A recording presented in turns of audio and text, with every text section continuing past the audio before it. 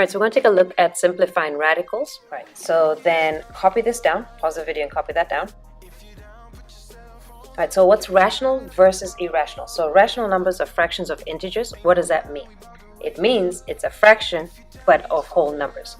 Whereas irrational, you can have a fraction that doesn't have whole numbers, like for example, a radical or a decimal. All right, rational numbers have repeating decimals. What does that mean? Something like 2.3222222 repeated. Irrational has endless non-repeating decimals. In other words, they're never repeating and they're going forever. Rational numbers also have terminating decimal. What does that mean? It ends. So 2.323 ends. So you need to know the difference between rational versus irrational. All right, so we'll take a look at simplifying radicals. Okay, so this is part of a radical, and I don't know why it split this up. Just connect these two for me. Looks like this. So the index or degree is found out here. If there's nothing there, it's an invisible 2, so this means square root. All right, the actual radical is this, and the radicand is what is inside of the radical. So this is the index or degree, this is the radical itself, and this is the radicand. All right, knowing that, now we can answer a couple of our questions. So write the prime factorization of the radicand is right prime factorization of here. So let's go ahead and break this down. So again, you're checking what numbers go into 169. I know 2 doesn't go in there, but I know 3 does because 1 plus 6 is 7, 7 plus 9 is 16. So actually no, 16 does not. 3 doesn't. I know 13 times 13 is equal to 169. So I'm going to go ahead and do, so again with this you just write down the ones you know. So this is 13, and that's a prime number times 13. All right, so that's your radicand prime number. How many make a book? And actually, before I do that, let me go ahead and show you how I know that. Okay, what are perfect squares? All right, so 2 squared is 4. 3 squared, 3 times 3 is 9. 4 squared, 4 times 4 is 16. 5 squared, 5 times 5 is 25. 6 squared, 6 times 6 is 36. 7 squared, 7 times 7 is 49. 8 squared, 8 times 8 is 64. 9 squared, 9 times 9 is 81. 10 squared, 10 times 10 is 100. 11 squared, 11 times 11 is 121. 12 squared, 12 times 12 is 144. 13 squared, 13 times 13 is 169. And that's why actually I decided to do that, because these are knowing your perfect squares. So these are some multiplications that you should know. 13 times 13 is 169. That's how you read that. All right, how many make a book? Okay, so again, you determine the index. So you look at the index right here. If there isn't one over there, it's an invisible 2. So 2 of these make a book. So what we're going to do is we're going to write this out with some space. And then this is 13 times 13. Okay, so again, write what's outside, a little space, and then whatever you have on your prime factorization.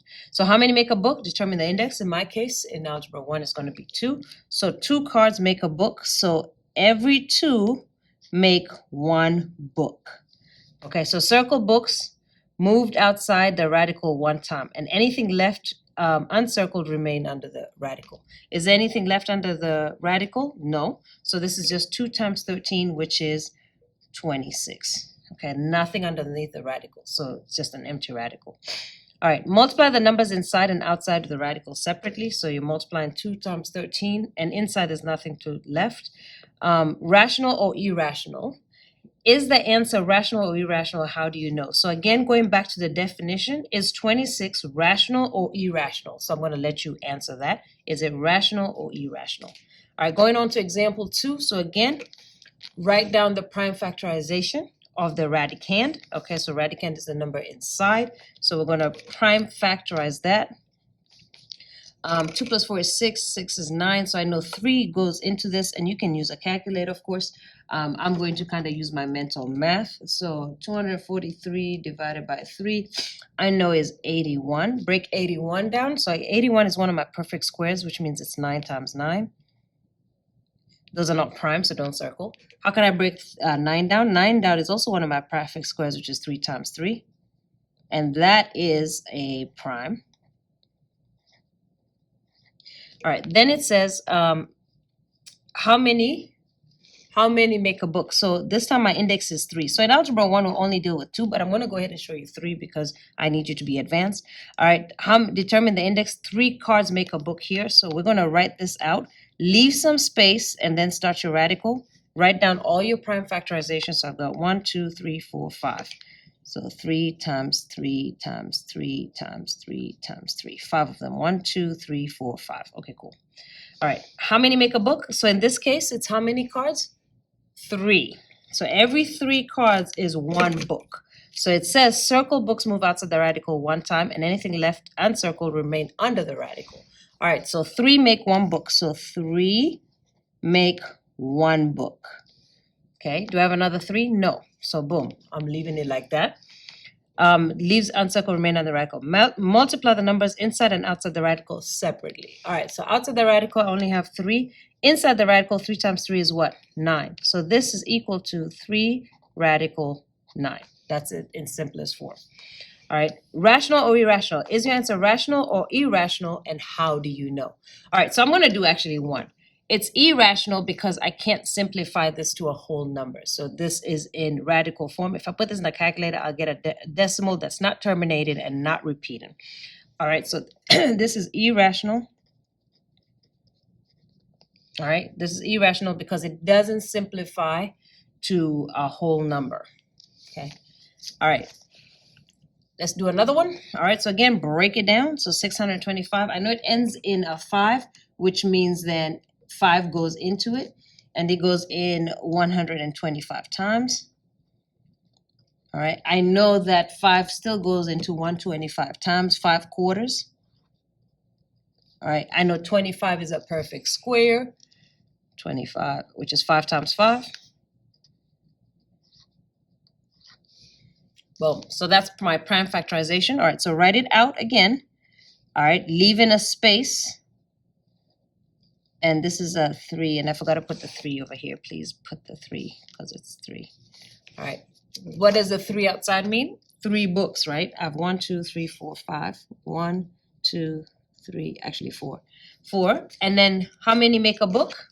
3. So 3 make 1 book. All right, so that multiplies to 7 times 5 is 35. Cube root, and what's left inside? Just the 5.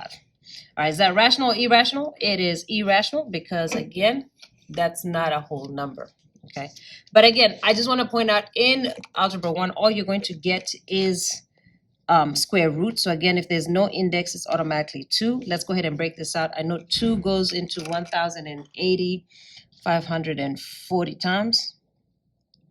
This might be faster to pick bigger numbers than 2. So for example, instead of me picking 2, I can just say 5 times, or 10 times 540, right?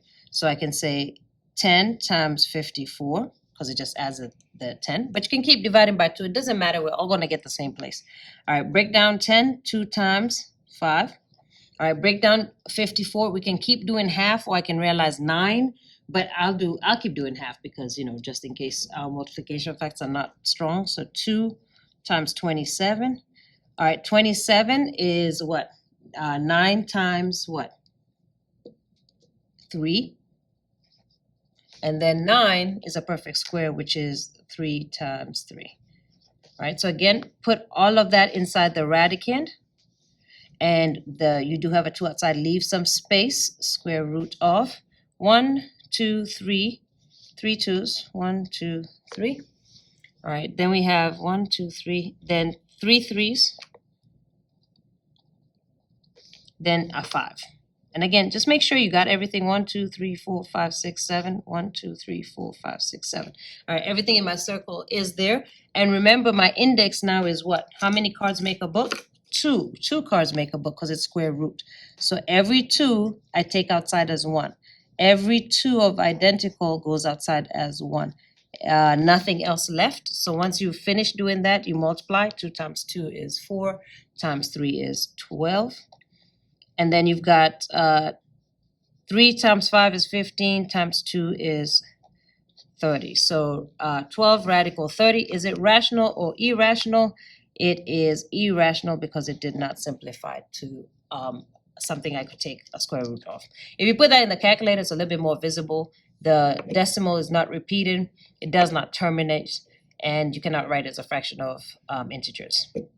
Okay, so that's how you simplify radicals. In Algebra 1, you'll be making 2 cards make a book, but I did want to teach you some higher math so that when you get into Algebra 2, you're a little bit more prepared. Let's practice.